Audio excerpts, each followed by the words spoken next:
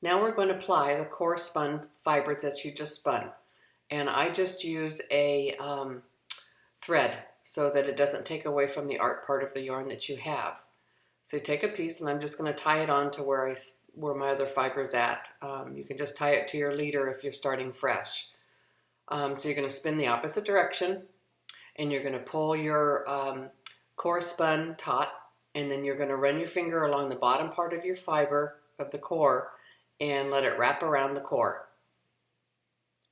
And when you get to the lumpy parts, the big thick parts, you want to take your time and make sure you get a couple twists in there, because it will want to jump, and as you can see here, when I don't use my finger, it'll jump past that big thick part and it won't put enough wraps around it, and it will move on your core, and we don't want it to slide around. That's not good.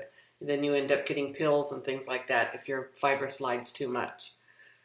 So you want to make sure that you hold it taut and that you run your finger along the bottom and you force those twists to go into those thick parts, because it wants to shift to this, it wants to do the twist into the thinner parts.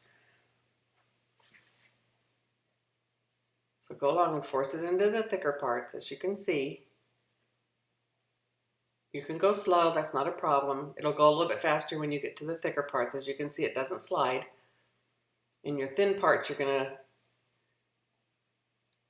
see it twists good. In the thin parts, you'll notice that it will ply pretty quickly. And as you go along, test it and see, and make sure that you feel that there's been enough twists put in there.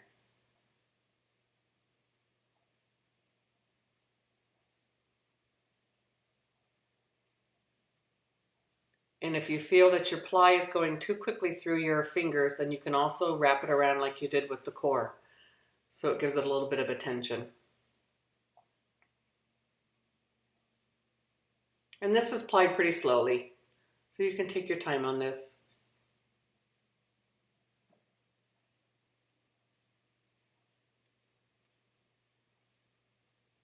And once you get to the end, just break it off. And you want to tie a knot. You can cut it too. I just didn't have any scissors nearby. Tie it into a little knot. And that will be your plied core spun yarn. You can see the thick and thin parts. I've got enough twist in them so they'll hold together. And that's how you apply your thick and thin on your core ply.